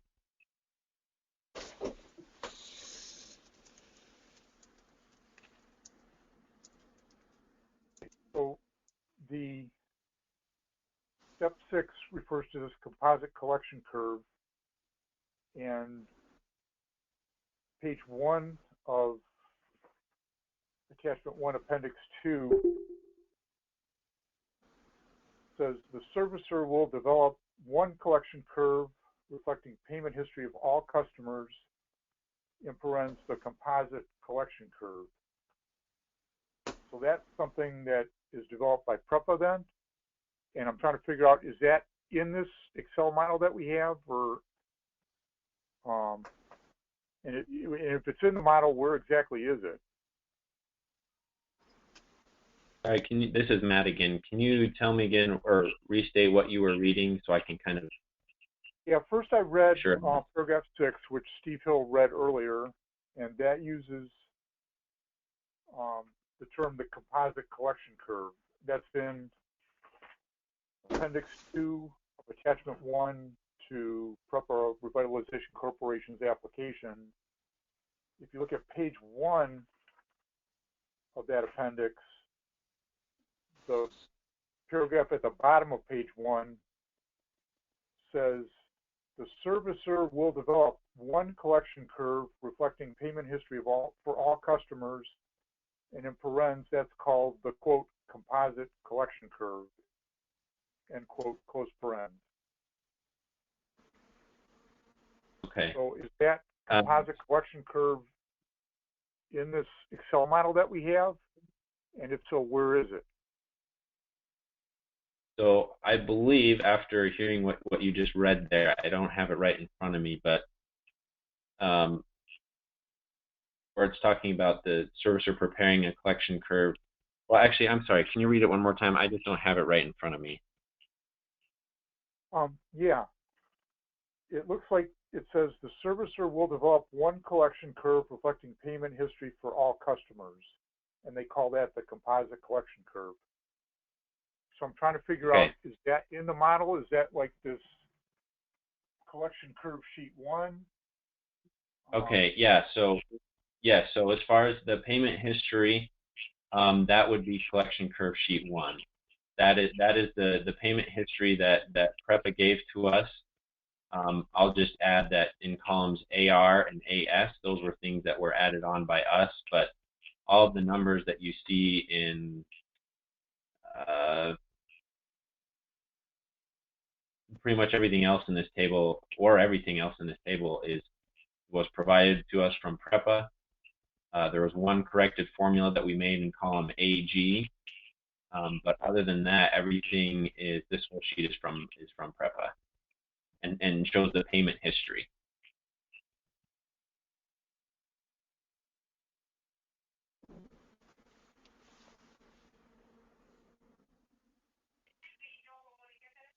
So I have, if I have some questions about this, should I ask you, or should we tee them up for somebody at PREPA? For the payment lag information, that'd probably be best fielded to PREPA. Okay. Yeah. Okay. Can we move on to number 7 here? Ralph, you okay with that? Ralph Smith? Yes. Okay. Number 7 is multiply the gross billing requirement for the first collection period by the residential customer allocation. The result will be the residential gross billing requirement for the first collection period. So where is that in the spreadsheet? Okay, that would be, this is Matt again. Just give me 1 second here.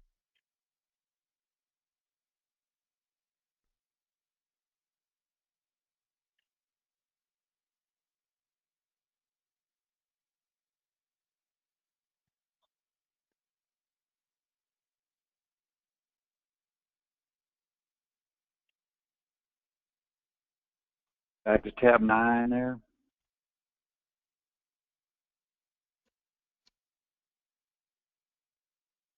Nope. I believe this is, no, I believe this is actually, let's see, so this is,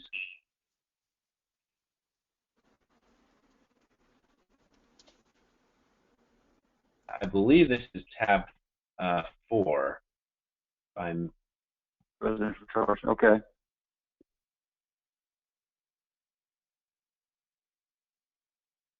or excuse me, hold on.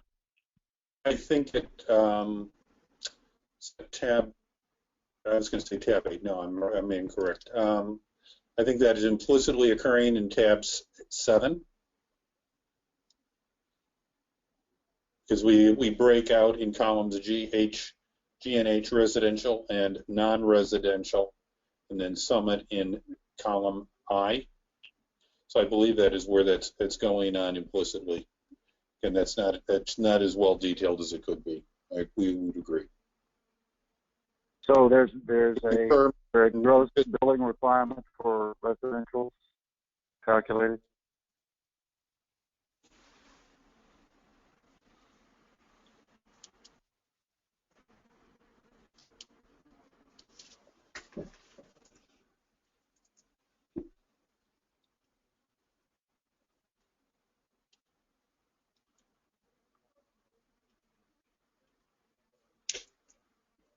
Yeah, I believe tab 7 is well.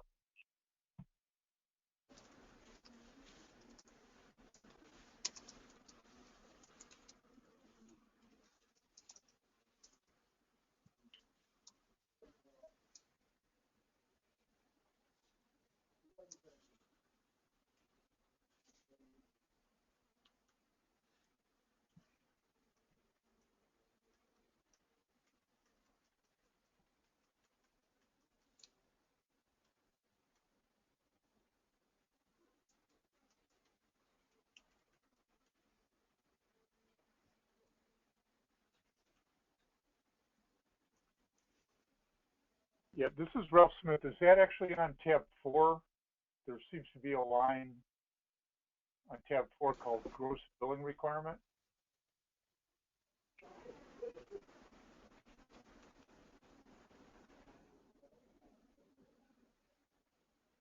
Yes, but this is that is the gross billing requirement, but it's dividing by the monthly service agreement amounts.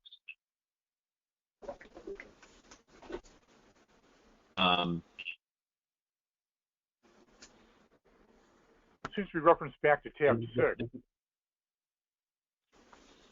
Gross up, yeah.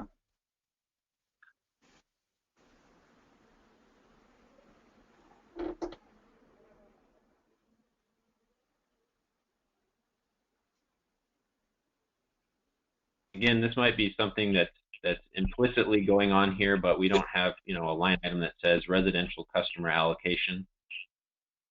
Yeah, I think it's implicitly going on. It's not detailed. Okay, well, what we're looking for is residential gross billing requirement. That's the thing that's the allocation is missing, but the gross billing requirement is what we're looking for, really. Okay. Okay. Well, if that's the case, then that is on tab 6 does show the gross billing requirement for residential. For each rate period. Right, and that flows through to tab 4 as well. Okay.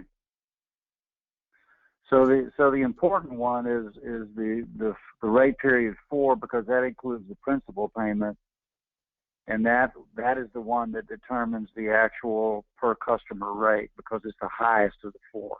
Is that correct? Yes. Okay. So tab 6, column D, line 48 is 190 million, and we find that on tab 4, column F, line 28. So that sets the 1198 for the first year. Yes. For per customer. Okay. Okay. Moving on. Ralph Smith, stop me if you have questions. Step 8, multiply the gross. Okay. One other question on tab 6. Going down to the rate 4, cell D39. That's the rate or the period for gross billing requirement for residential is 190 million. Does that, I'm trying to recall from the earlier discussions, is that cumulative? Does that include all the earlier stuff for periods rate 1, 2, and 3? No, so this is just, you're just looking at revenue requirement that you'd have to collect during that 4th billing period. Actually, no, let me take, if you look back at, I think it's tab 10, you can see all of the debt service schedule that goes into rate 4 right there. And that includes the principal payments, which is why it's so much higher than the other previous quarterly periods. Right. So how does that work out to be 190 million? Oh, this is not the revenue requirement. It is the revenue requirement? That's a bit confusing. So if you go back to tab 6, okay. And if you look at line 35 or Excel row 44 in column F, Yep. There you can see the 394 million, and you can see in columns D and E how it's separated between residential and non-residential.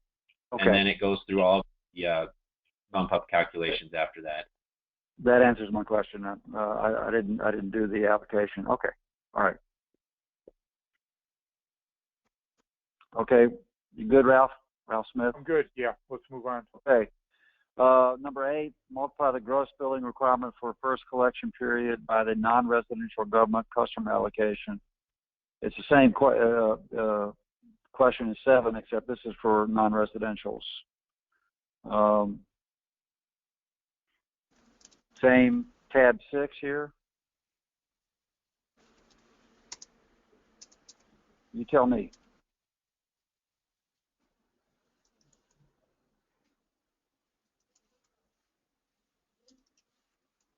Well, in tab 6, they are allocated here between residential and non-residential.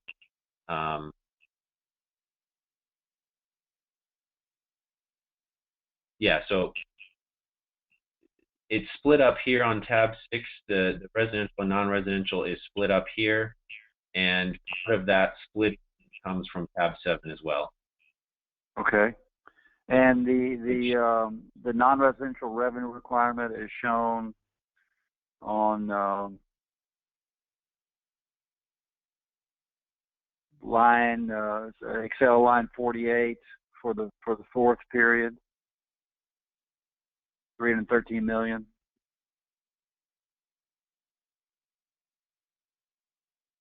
Yes. Okay. And then other lines for the rate 1, rate 2, and rate 3. Okay, so that's tab 6 and tab 7.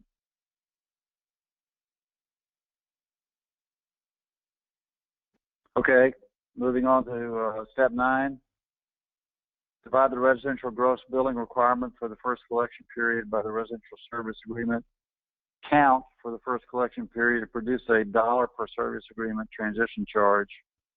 Subject to clause 12 below, the result will be the first possible transition charge for each residential customer to be effective on the true-up adjustment date. So that's what you're doing on tab 4. Yes, correct. Okay.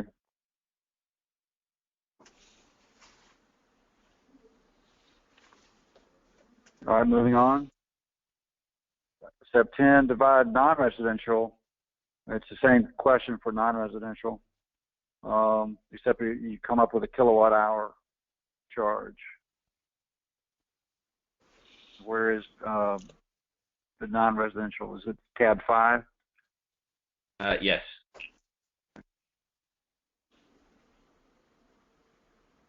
Okay. As I noted, the early steps and the later steps are relatively simple. It gets bogged down in the composite collection curve issue for me.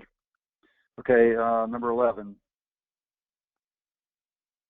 So this has to do the transition charges for first, second, third, fourth collection periods. I think we've covered that already, because you show those on tab 4, tab 5. And then step 12 is selecting one of those 4, which is the greatest one, which is the largest. I don't have any questions about that. Ralph, do you have anything else? I would like to turn just in a couple of minutes to the transition charge projections and ask a couple of questions about that, if that's okay with everybody. Of course. Go ahead. I don't have anything else Right. at this time. Okay. Let me see if I can find it here. Okay, this is the spreadsheet entitled Transition Charge Projections 2016-0405. Again, in the collections tab.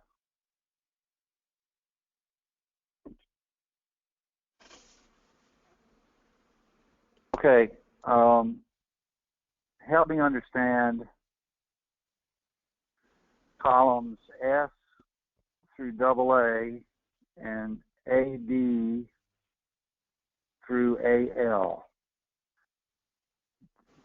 This is similar to the data that you guys said was unimportant in the previous spreadsheet, in that it has let's call it, for lack of a better term, the collection curve data that's at the top and on line 6, you know, less than 30 days, less than 60 days, et cetera.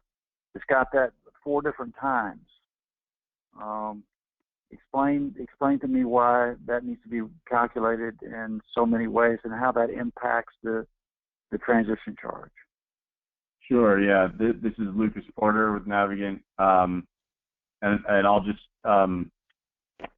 say to clarify, I don't think we meant to say certain things were unimportant in that file. I think it's you know, this is taking certain pieces of data provided by PREPA and using it for certain purposes. So we use collection data that excluded you know, silk customers, and but yeah, so the collection calculation in this file, in the projections file, is really intended to be a simplification of what's in the attachment 6.03 file. And is it a simplification? Yes, a simplification. So it's doing the same thing, but looking at it on sort of a monthly aggregate level. So I think we do get a slightly different answer due to sort of rounding it in the process, but we get you know, for the rate calculation, and I think for collections we get very close to the same answer. So same answer as what? As the file we were just looking at, attachment 6.03. Okay. Okay, so I guess just stepping through the columns, and this this file we can look at the rate calculation from two angles. We can use, and we do use the same collections curve calculated in attachment 6.03, but it's also capable of switching to calculate a collections curve based on the calculations in column S through AA and AD through AL. Those are different collection curves. So if you look, so in column K through N, that's the same collections assumption as is used in the TC calculation spreadsheet, attachment 6.03. Yes. We use, and we can just go through the columns again. So G is the same assumption, average service agreements for the full year, right? So that's not, so each month you're billing, you know, that's how many customers you have, but it's a full year average. Right. Billed residential sales, excluding SILT, for fiscal 15, billed non-residential sales for fiscal 15, and then some to historical sales. And so what we do for basically the first, I guess you could call it table, sort of P through AN, is calculating your residential customer transition charge collections. So starting with column P, that's our residential customer transition charge calculated from the charge tab. We have in column Q expected service agreement collections, which what does that mean? Yeah. So that means in a given month, the number of service agreements we believe we will collect. So build service agreements that we believe we will collect at some point. Okay. What it's doing is it's taking the average service agreements, so the service agreements billed, and reducing it by 9.8%. Collectibles. Yeah, I got that. Collectibles, correct, yes. Then column R is average daily collection. So depending on the number of days in the month, you may have a different amount. So we assume each month you have the same service agreement collections or service agreements billed that you think will be collected. Yeah. And the average daily collection is, you know, what you think, what you're billing each day essentially. Then column S is where we sort of start with what we're actually collecting. So starting with the first period, July, we're saying that you've only, in that first month of July, of the first true-up adjustment period, you've only got 1 month for that first month. You don't. You're starting to bill in that month.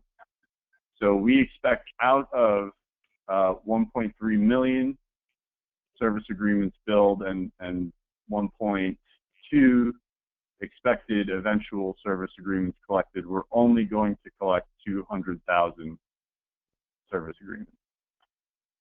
Okay. And if we step forward 1 month, in August, now you've got service agreements billed in July. Well, okay, so in August, in column S, that's service agreements billed in August that are collected in August. In column T, that's effectively the 1 month lag. So service agreements that were billed in the previous month that are now being collected in August. Right. Right, and you can kind of step forward through, each row in a similar manner. And you're assuming here that the 90 to 120 days are not collectible. Is that correct? Beyond 119 days, we're calling it uncollectible, yes. Well, no, but in the 90 to 119 days, you have no value. Oh, I'm sorry. I see what you're saying. Okay, so then there's sort of another layer to this in that so the area S7 through V9 is all service agreements that were billed and collected based on the transition charge of 1198. So okay. what you see in column P, rows 7 through 9.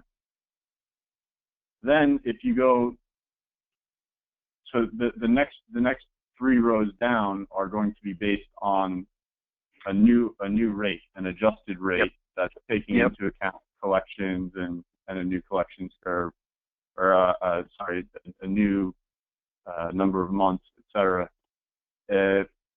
Column W through Z is your collection in the next period for service agreements billed in the previous period. Okay, so if you look at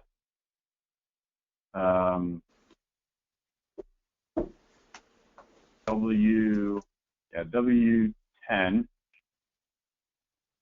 okay, you'll see is based on collections from the previous period. If column X is the previous month, column X is the previous 2 months, column Y is 2 months, 1 month previous, etc. And then, so column AA, you'll see is that's from 2 true-up adjustment periods ago. So you kind of have to break it all up like this so that you make sure that you're accounting for the correct transition charge for the correct for the applicable collection, or for the applicable transition charge build. Okay. It seems to me that the values in column W through AA, you're assuming that there are other service agreements that are paying in that were billed in the previous 3 months. Is that the way? Is that what's happening here? Yes. So they're collections that were billed under a different transition charge than in the current period. Okay. So S through V is collections for the current transition charge. W through Z is from the previous period, and then AA is from 2 periods ago. Okay. I don't pretend to understand why it has to happen that way, but I understand what the numbers are. These numbers are not dollars. These numbers are service agreements. Is that right? That's correct. Yeah. And I guess one way to think about it is, if you're say you're standing in January 2017 in column AA, and you're a really late paying customer.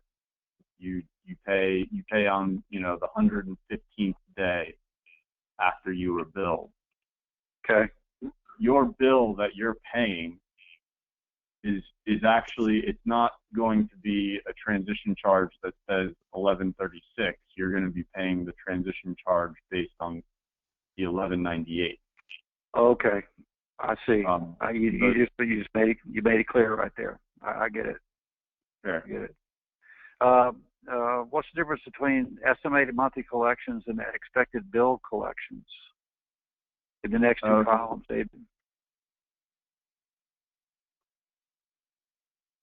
So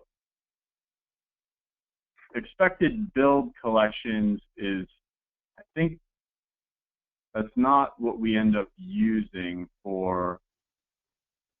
So it's sort of just a quick calculation to show if you had perfect collections in a month, like 100%, that's what you would get. Yeah, I see. It's the P times Q. Mm-hmm. Column P times column Q is what this is. And the estimated monthly collections is the sum of column S through column AA. I got it. Mm-hmm. Yeah. So, and then what we actually do to calculate the dollars collected is we step through basically an identical exercise that we do in S through AA. We do the same thing except just with dollars in AD through AL. Okay. All right. And I got it. And you'll notice. I understand. Yeah, you'll notice that if you open up the formulas, you'll see that those are now taking into account the previous period transition charges. Okay. I've got one final question, and I appreciate. First of all, let me thank everybody for putting up with us trying to figure this out. Sure. This is kind of a high-level question, and I can't locate it on this sheet. But I was looking at the running total of the collections for the transition charge, and it appears to me that there are some points at the end of the year or middle of the year where the amount collected is substantially over the amount necessary to pay the principal and interest and all the other expenses. In that case, does that money is that netted out to zero, and that money returned to ratepayers, or do you hold on to it and use it in the future? What happens? Good question. They can come in and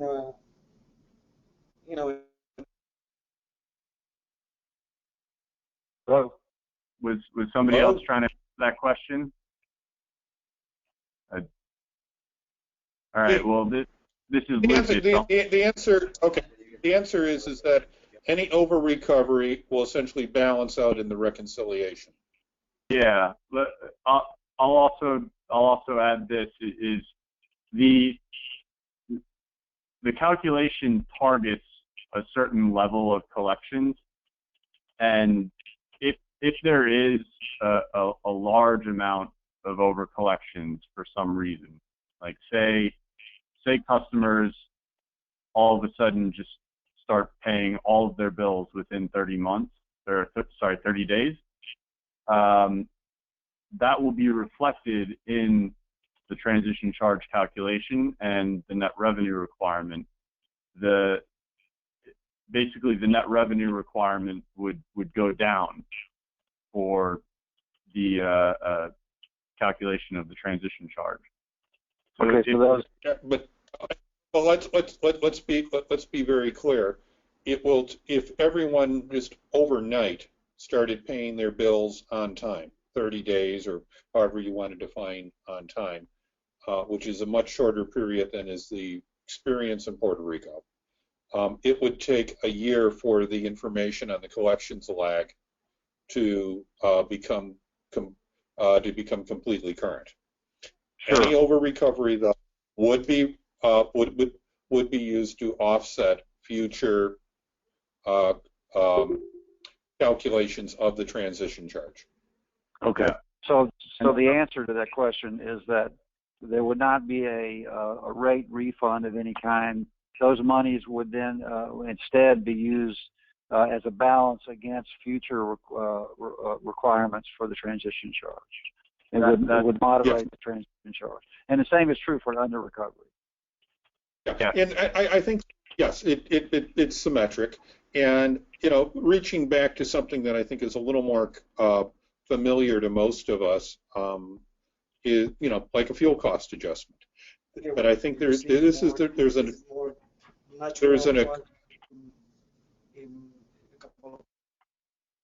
hello, is somebody maybe want to mute their phone? I think they may have inadvertently unmuted their phone.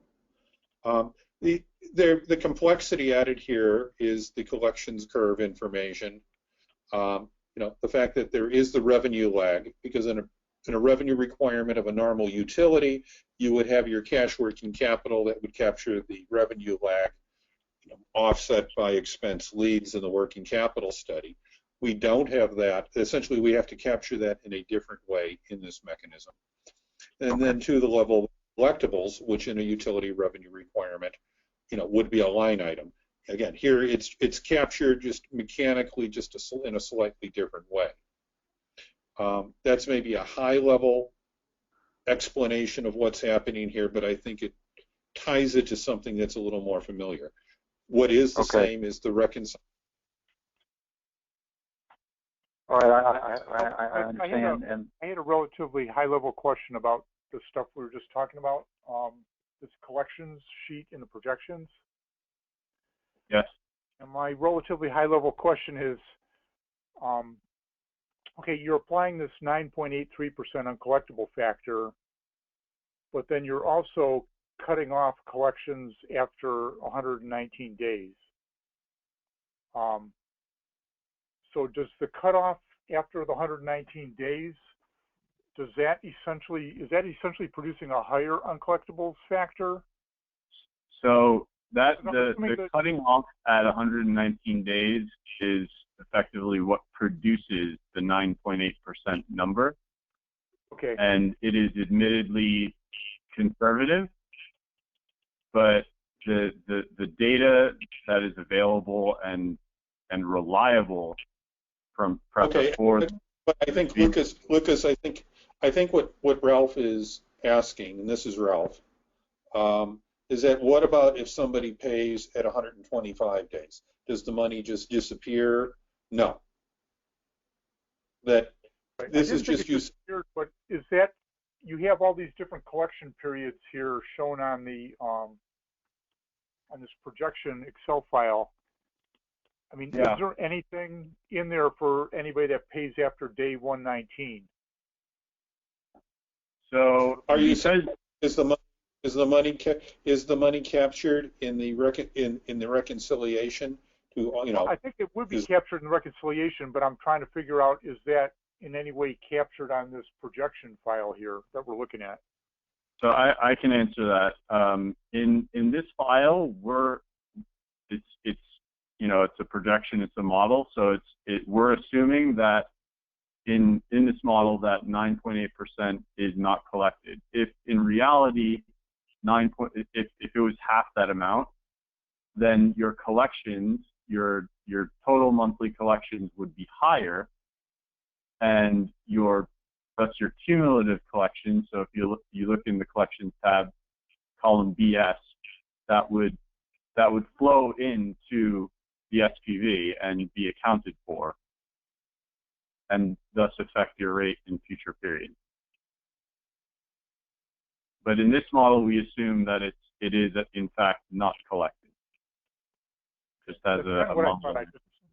I just wanted to clarify that. It looked like it was, you were assuming that you would collect essentially the 90.17% of the revenue by the 119th day, and then nothing beyond that. That's correct. Yes. Well, I don't know if it's gone too long. It's been too long already. So maybe Alejandro, maybe we should turn it back over to you. I want to personally thank everybody for showing up. This is the main task I feel like that the commission has before it is to approve this calculation, and it's very important that we understand the details of it. And we should probably have the attorneys revisit this idea of retooling this spreadsheet a little bit so that it follows the law a little bit more directly, or the steps that are set out. But we don't need to do that right now. We can do that subsequently. But again, I want to thank everybody for showing up. Sure, and this is Glenn. I just want to be clear. We're happy to respond to a request like that, but we just want to be clear that we believe that the spreadsheet produces the result that's required by the law. I understand your request, which I completely understand, to be that you would like the formulas to be constructed in a way that would be more apparent in how they step through in an individual and explicit way each of the enumerated steps in the adjustment mechanism attached to the restructuring resolution. Regardless of whether the calculation is mathematically absolutely correct, because, as you said, it is an additional goal that the commission and you all have to make it easy to understand. Fair summary? Yes. I don't have any opinions on the mathematical correctness of it. I understand. Yeah. Okay. Okay. Thank you. I was just trying to be clear. Yeah, I appreciate it. And by the way, thank you for thanking us. We're happy to do it. Yeah, and I think Glenn's clarification is correct. Well, if nobody else has any questions or with regarding this matter, then I guess this concludes the call for today. It is 4:20 p.m. May 4th, 2016. Thank you, everyone, for your time. Thanks very much. Thank you. Thanks. Bye.